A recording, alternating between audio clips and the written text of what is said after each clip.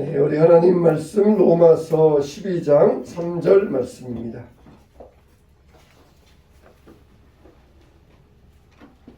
자, 하나님 말씀 신약성경 256면 로마서 12장 3절 말씀입니다. 로마서 12장 3절. 자, 한 목소리로 시작. 내게 주신 은혜로 말미암아 너희 각 사람에게 말하노니 마땅히 생각할 그 이상의 생각을 품지 말고 오직 하나님께서 각 사람에게 나누어 주신 믿음의 분량대로 지혜롭게 생각하라. 아멘. 세상에서 가장 비싼 그림이 모나리자라고 합니다.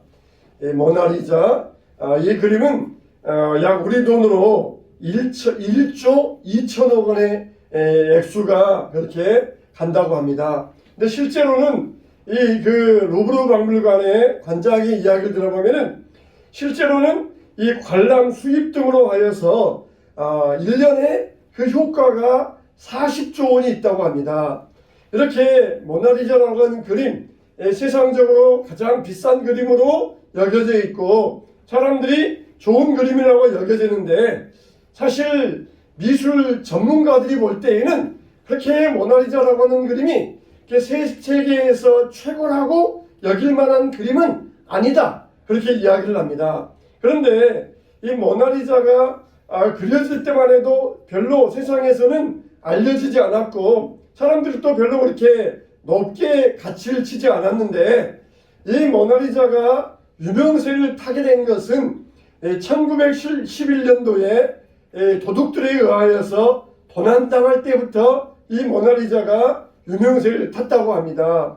그때부터 이제 도둑들이 도대체 어떤 물건이길래 이 탐내 훔쳐갔을까? 그래서 사람들이 그때부터 호기심을 갖게 되었고 이 모나리자가 더 아주 세계에서 비싼 그림, 유명한 그림으로 알려지게 되었다는 것입니다.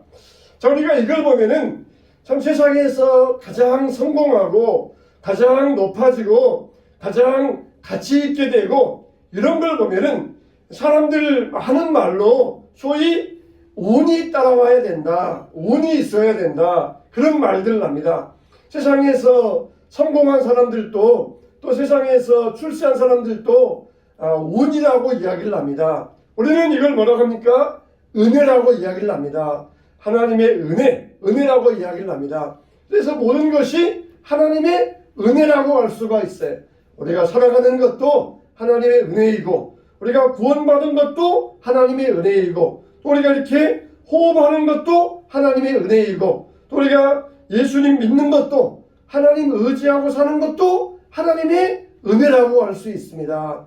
근데 우리는 우리의 삶 정말 시작부터 마지막까지 하나님의 은혜라고 말할 수가 있는데 우리가 모든 것을 하나님의 은혜가 아니면은 우리의 삶을 해석할 수가 없는데 우리는 더욱더 은혜에 감격하고 은혜에 들어갈 수가 있어야 됩니다. 은혜에 빠져 살아야 됩니다. 하나님의 은혜 가운데 감격하는 삶, 하나님의 은혜 가운데 빠져 사는 삶, 이게 바로 참된 그리스도인의 모습이라고 말할 수가 있습니다. 그러면은 하나님의 은혜에 감격한 사람들은 어떻게 살아가느냐? 두 가지가 있어요. 첫째는 하나님의 은혜에 감격한 사람들은 자기의 시간을 가지고 예배하는 사람들이다. 이렇게 말할 수가 있어요. 1절에 보면은 그러므로 형제들아 내가 하나님의 모든 자비하심으로 너희를 권하노니 너희 몸을 하나님이 기뻐하시는 거룩한 산 제물로 드리라. 이는 너희가 드릴 영적 예배니라. 이렇게 말씀하고 있어요. 너희 몸을 거룩한 산 제물로 드리라. 구약시대에는 죽은 제물로 제사를 드렸어요. 근데 이제는 너희의 몸으로 거룩한 산 제물로 드리라. 여기에서 몸이라는 것은 우리의 몸만을 말하는 것이 아니라 우리의 모든 것, 우리의 시간들, 에너지, 우리의 의지, 습관 다 이것들은 우리의 몸이라고 이야기할 수가 있어요. 그래서 하나님께 은혜 받은 사람들은 첫째로 그 은혜에 감격하여서 어떤 반응을 나타내느냐 할 때 그게 바로 예배라는 것이에요. 예배로서 하나님 앞에 은혜의 반응, 은혜의 감격에 반응해야 된다는 것입니다. 여러분, 이렇게 하나님께 은혜 받은 사람들은 예배로서 하나님께 반응하는 사람들인데, 예수님께서 요한복음 4장 23절 이하에서 말씀하시기를 아버지께 참되게 예배하는 자들은 영과 진리로 예배할 때가 오나니 곧 이때라. 아버지께서는 자기에게 이렇게 예배하는 자들을 찾으시느니라. 하나님은 영이시니 예배하는 자가 영과 진리로 예배할지니라. 할렐루야. 따라서 합시다. 영과 진리로 예배할지니라. 영과 진리로 예배할지니라. 하나님은 예배하는 자들을 찾으시는데 어떤 예배하는 자들을 찾으시느냐? 참된 예배자들, 영과 진리로 예배하는 자들을 찾으신다는 것이에요. 그래서 하나님께서 우리 인간들을 만드실 때는 그 목적이 분명해요. 목적이 뭐냐? 예배하기 위하여, 하나님께 예배하기 위하여 우리를 만들어 주셨어요. 우리가 하나님께서 6일 동안 창조하시고 7일째 되는 날 안식하셨습니다. 안식하신 이유도 뭡니까? 바로 예배 받으시기 위하여, 하나님께서 예배 받으시기 위하여 안식을 정해 놓으셨어요. 이제 우리는 예수님께서 부활하신 다음에 일주일의 마지막이 아니라 주일의 첫날, 그래서 부활의 날을 통하여서 첫날 예배하고 일주일을 살아가잖아요. 산 다음에 예배하는 것이 아니라 먼저 예배하고 일주일 살아가. 이제는 순서가 바뀌어지게 되었어요. 순서가 중요합니다. 항상 뭐든지 먼저 하나님께 드리고 나머지 삶을 살아갈 때 하나님께서 복 주시고 보호해 주시고 형통케 하여 주신다는 것입니다. 할렐루야. 이런 믿음에 우리가 원리를 알아야 돼요. 그래서 하나님께서 예배 받으시기 위하여서 우리를 택하여 주셨어요. 출애굽기에도 애굽에서 이스라엘 백성들이 노예 생활할 때 얘들을 내보내라. 이들은 나에게 예배할 자들이니라. 그들이 광야에서 나를 섬길 것이니라. 그러면서 예배받기 위하여서 이스라엘 백성들을 부르셨다고 말씀하셨습니다. 우리를 구원하신 목적도 뭐예요? 에베소서 1장 12절에 우리는 그의 영광의 찬송이 되게 하려 함이니라. 그러면서 예배 받으시기 위하여서 우리를 부르셨다 그랬어요. 우리가 천국 가기 위한 목적도 무엇입니까? 요한계시록에 보니까 피로 사신 사람들을 하나님께 드려졌고 그들을 주께 예배하나이다. 이렇게 말씀하고 있어요. 하나님께 예배하는 것, 우리를 예배자로 불러주신 것, 이게 우리가 구원받은 목적이라는 것입니다. 그래서 하나님께서는 하나님의 주권을 인정하고 하나님을 예배하도록 하기 위하여 우리를 불러주셨어요. 우리에게 주신 은혜 가운데 은혜는 우리의 생명이지 않습니까? 그런데 우리의 육신의 생명도 큰 은혜이지만 예수님으로 말미암아 영적 생명을 얻은 것도 큰 은혜인 것입니다. 그래서 우리가 하나님 앞에 은혜 받은 자로서 합당한 반응은 첫째가 뭐냐? 바로 이 예배예요. 예배. 그래서 우리가 살아있는 것은 시간을 가지고 있다는 것입니다. 우리의 시간이 끝났다. 이제는 너의 시간이 다 되었다. 이거는 우리의 생명이 끝났다는 것이에요. 그래서 우리는 우리의 시간 속에서 하나님께 예배할 수 있어야 됩니다. 우리가 일주일을 살아갈 때 일주일은 168시간이에요.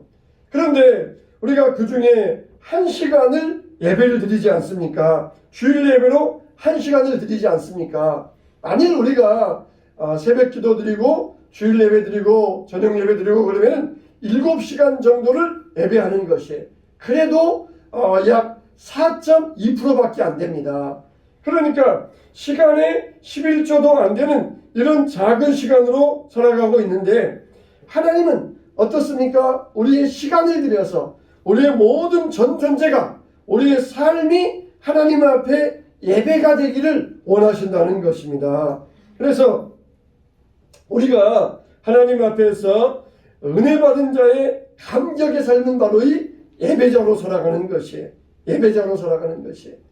영국에서 왕실의 의사로 있다가 목사가 되신 마틴 로이드 존스라고 하는 이 목사님이 계셔요. 이분은 하나님의 주권적인 은혜를 깨닫고 모든 것을 버리고 왕실 의사로서의 지위도 버리고 하나님의 은혜에 깨달아서 예배자의 삶을 살기로 다짐을 하고 하나님의 종의 길을 걷게 되었던 것입니다. 우리는 정말 천국에 들어가면은 오직 우리가 할 일은 예배하는 일일 것입니다. 그래서 요한계시록 4장 8절에 보면은 그들이 밤낮 쉬지 않고 이르기를 거룩하다 거룩하다 거룩하다 주 하나님 곧 전능하신 이여 이렇게 말씀하고 있어요. 그들이 쉬지 않고 하나님을 찬양했다. 이 말은 24시간 휴식도 없이 찬양했다. 그런 말이 아니라 영속적인 끊임없이 이어지는 찬상의 예배의 모습을 그렇게 묘사한 것이에요. 끊임없이 그 찬상의 예배, 우리가 정말 하나님 은혜에 감격하여서 우리의 호흡까지도 우리의 언어까지도 행동까지도 우리의 손발짓 하나까지도 하나님 앞에 끊임없이 드리는 예배의 모습, 찬상의 예배의 모습을 그렇게 묘사한 것입니다. 우리는 이 하나님의 은혜의 감격자가 되어야 됩니다. 하나님께서는 하루가 1000년 같고 1000년이 하루 같다 그랬어요. 천국에는 밤이 없겠고 등불과 햇볕이 필요 없다 그랬습니다. 그 영원한 천국에서 우리가 하나님 앞에 밤과 낮 없이 하나님을 찬양한다. 그 말은 우리의 은혜의 감격이 그만큼 클 것을 이야기하고 있어요. 나 같은 게 무엇이길래 나를 구원하여 주시어서 하나님 자녀 삼아 주셨는가. 내가 마땅히 저기 유황불 지옥불에 떨어져야 되는데 날 이렇게 아름다운 천국에 오게 하시니 그 하나님의 은혜가 얼마나 감사한가. 그래서 끊임없이 하나님을 찬송하게 된다는 것입니다. 정말 우리가 살아가는 이 남은 시간도 하나님의 은혜의 선물이에요. 그래서 우리가 예배하는 시간을 절대로 지루함으로 부담으로 손해로 여기지 마시기 바랍니다. 시편에 보면은 주의 앞에는 충만한 기쁨이 있고 주의 오른쪽에는 영원한 즐거움이 있나이다 그랬어요. 우리는 이 진리의 말씀을 믿어야 돼요. 주님 앞에 함께 있을 때 그 안에는 충만한 기쁨이 있고 영원한 즐거움이 있나이다. 주 안에서 예배를 통하여 이러한 은혜를, 감격한 은혜를 누리시기를 축원합니다. 예배로 우리의 마음이 회복되고 기쁨이 회복되어야 돼. 세상에 고단함과 변미는 사라지고 하나님을 보는 기쁨으로 우리 마음이 새롭게 돼야 됩니다. 내가 여호와의 성소에 들어갈 때 그들의 종말을 깨달았나이다. 내 마음과 육체는 쇠약하나 하나님은 내 마음의 반석이시요 영원한 분깃이시니이다. 이러면서 찬양을 했어요. 다시 한번 하나님을 반석으로 붙드시기를 축원합니다. 너희는 세대를 본받지 말고 마음을 새롭게 함으로 변화를 받아 하나님의 선하시고 기뻐하시고 온전하신 뜻이 무엇인지 분별하도록 하라 그랬어요. 예배라는 것은 하나님의 뜻을 아는 자리입니다. 나의 삶에 나침판이 주어지는 자리입니다. 혼란한 시대 가운데서 하나님의 뜻을 분별할 수 있어야 돼요. 지혜로운 결정을 할 수 있어야 됩니다. 누가 그렇습니까? 오직 여호와를 앙망하는 자가 그럴 수 있다는 것입니다.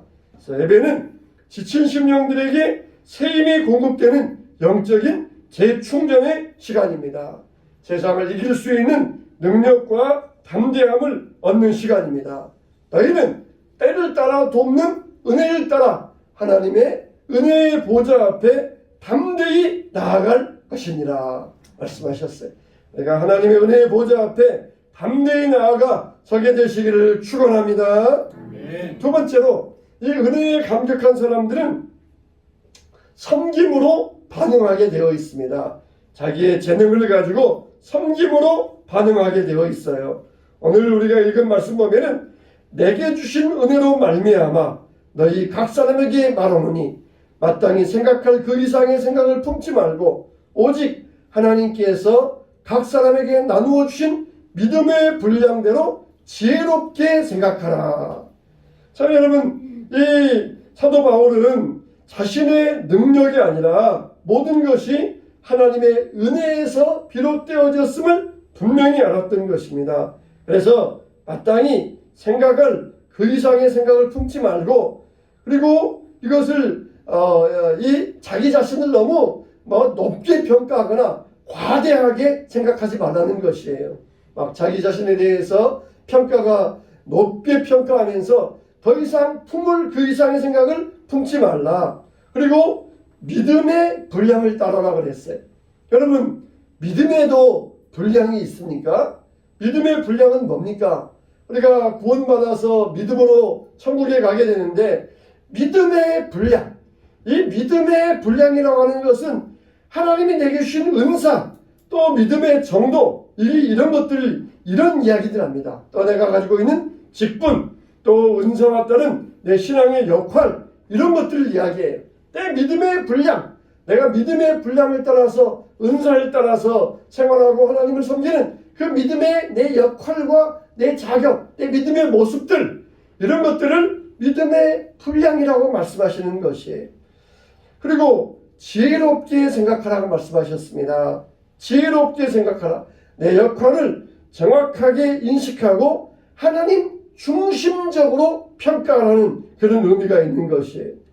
그래서 지혜롭게 생각하고 믿음의 분량을 따서 어떻게 하라? 은사를 주신 대로, 그리고 은사를 주신 대로, 우리에게 은사를 주신 대로 하나님을 잘 섬겨야 된다는 것이에요. 우리는 우리 몸에도 여러 가지 우리 몸이 다양한 기능을 가지고 있지 않습니까? 그런 것처럼 우리가 교회에서도 그 몸의 역할을 하는데, 그 몸의 역할을 하는 자로서 다양한 그 기능을 가지고 그 역할을 감당할 수 있어야 된다는 것이에요. 그래서 하나님의 이 계시에 충실한 사람이 되어서 내 주관적인 확신을 기준으로 삼지 말라는 것입니다. 각각 은사대로 내게 주신 자기의 은사대로 하라는 것이에요. 은사는 헬라어로 카리스마입니다. 그리고 이 은사가 나온 말이 은혜, 카리스에서 나왔어요. 은혜는 카리스, 은사는 카리스마예요.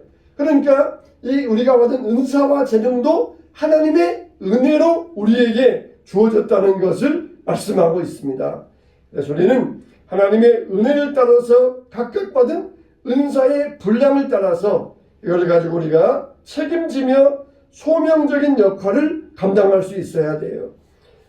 하나님께서 내게 재능과 은사를 주시는 것은 하나님의 주권을 인정하는 것입니다. 그래서 왕도, 제사장도, 선지자도 주어진 재능을 따라서 하나님의 백성으로서, 자녀로서 살아갈 수 있어야 됩니다. 만물이 주에게서 나오고 주로 말미암고 주에게로 돌아간다고 말씀하여 주셨어요. 예수님은 이 땅에 오실 때 섬김을 받으러 온 것이 아니라 섬기려 하고 많은 사람의 계속물로 주려 함이라고 말씀하여 주셨습니다.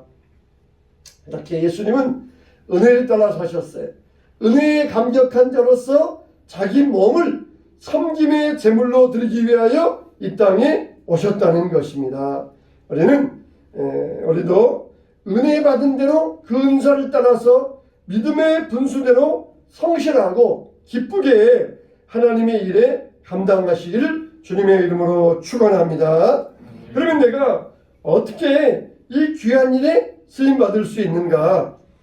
재능은 하나님께서 우리에게 주신 것들이에요. 그래서 예수님의 구속과 섬김으로 우리가 재능을 얻게 되었고, 이 섬김의 자세로 재능을 사용해야 되는데, 우리에게는 직업적인 기술도 있고, 또 그리고 우리가 성격적인 장점도 있고 예술적인 장점도 있는데, 다 이것들이 보면은 하나님을 섬기는데 도구들로 쓰임받을 수가 있어요. 요한 세바스찬 바흐는 이 신앙적인 전통에서 그의 집안이 8째 때 음악가의 집안으로 태어났어요. 그러니까 집안이 8대째 음악가의 가정이면은 얼마나 그 가정이 음악적인 분위기였겠습니까? 근데 이 바하가 첫 번째 결혼해서 아내를 사별하고 있습니다. 그리고 두 번째 결혼해서 아이들을 낳았는데 무려 바하가 낳은 자녀들이 20명이에요. 첫 번째 아내에게서 7명을 낳고 두 번째 아내에게서 13명의 자녀를 낳았어요. 그런데 20명의 자녀 가운데 무려 10명의 자녀가 어렸을 때 사망을 합니다. 10명의 자녀.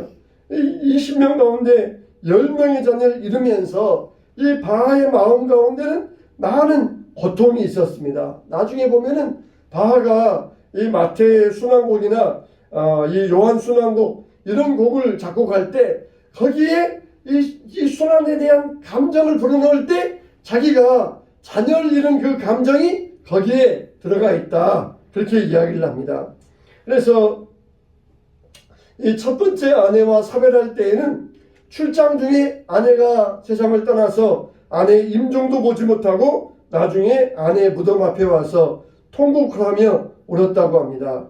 이렇게 이 바흐는 그 어려운 경제적인 어려움 가운데서도 항상 가정 예배와 음악 연습을 하면서 자녀들을 신앙과 음악으로 양육을 했습니다. 그래서 그 두 아들 가운데 엠마누엘 바흐와 그리고 크리스티안 바흐는 나중에 훌륭한 고전주의 음악을 이끈 대표적인 작곡가가 될 수 있었습니다. 이렇게 이 바흐는 보면은 단순히 음악이라고 하는 것은 직업의 도구가 아니라 하나님을 예배하는 도구가 될 수 있었던 것이에요. 나중에 바흐는 고백하기를 음악의 궁극적인 목적은 인간을 즐겁게 하는 것이 아니라 하나님께 영광을 돌리는 것이다. 이런 말을 하고 있어요. 그래서 음악이 단순히 예술적인 행위가 아니라 은혜에 대한 반응이며 예배로 삶으로 드리는 예배라는 것을 잘 보여주고 있습니다. 바흐는 항상 기도하기 전에 작곡을 하기 전에 먼저 기도를 하였다고 그래요. 그래서 이 바흐가 이 작곡한 악보에 보면은 JJ 그런 이 이니셜이 있어요. 그 말은 뭐냐? 예수님 나를 도와주세요. 또 SDG 솔리데오 글로리아 오직 하나님께 영광 이런 이 이니셜이 있습니다. 그래서 자기의 재능을 통하여서 인간의 영광이 아니라 오직 하나님의 은혜에 대한 믿음으로 드리는 것을 분명히 표시하고 있었던 것이에요. 사백평이산에 교회 음악의 작품을 남겼지만 대표적인 것은 에베용 칸타타였습니다. 이렇게 바흐는 세상에서 위대한 음악가로 평가를 받았지만 평생 자기는 하나님의 청지기로 살아왔던 것입니다. 은혜에 감격한 자로서 자신의 재능이 자기 것이 아니라 재능을 통하여서 하나님을 섬기는 도구로서 사용되어지기를 원했던 것이에요. 이게 바로 은혜에 감격한 자가 은사로 살아가는 복된 삶인 것입니다. 또 우리가 은혜에 감격한 자로서 우리는 나눔의 삶을 살아야 돼요. 특히 물질적인 나눔의 삶을 살아야 됩니다. 오늘 읽지는 않았지만은 8절 이하에 보면은 구제하는 자는 성실함으로 그런 말씀이 나와요. 혹 위로하는 자면 위로하는 일로, 구제하는 자는 성실함으로, 다스리는 자는 부지런함으로, 긍휼 베푸는 자는 즐거움으로 할 것입니다. 이런 말씀이 나옵니다. 그러니까 우리의 몸을 제물로 드리는 자는 당연히 거기에 물질도 포함된다는 것이에요. 구제하는 자는 성실함으로 구제함으로써 하나님 앞에 은혜의 감격을 나타내라는 것입니다. 여러분 우리가 물질의 나눔을 통하여서 우리의 물질을 통하여서 하나님의 은혜에 감격하고 하나님께 영광 돌려드리시기를 주님의 이름으로 축원합니다. 그래서 우리가 이 말씀을 통하여서 하나님의 은혜에 감격한 삶을 살게 되어야 돼요. 말씀을 정리하겠습니다. 우리는 항상 하나님의 은혜 안에 살아가야 됩니다. 은혜가 우리를 감격시켜야 돼요. 은혜에 감격한 자로 살아갈 수 있어야 돼요. 그러니까 이 말은 우리가 강물에 있을 때 발목만 적시는 그런 신앙이 아니라 완전히 강물 속에 들어가서 우리가 전체가 성령의 은혜 가운데 살아가는 이 감격적인 은혜의 신앙의 모습을 말씀하는 것입니다. 우리는 항상 은혜에 감격해야 돼요. 하나님의 은혜에 우리의 심령이 주체할 수 없는 감동과 감격이 있어야 됩니다. 하나님 앞에 예배자로서 반응하고 나눔으로서 반응하고 섬김으로 반응할 때 하나님의 주어진 은혜 가운데 더 큰 은혜가 우리의 삶 가운데 넘쳐나게 될 것입니다. 항상 은혜에 반응하고 은혜에 감격적인 삶을 살아가게 되시기를 주님의 이름으로 축원합니다.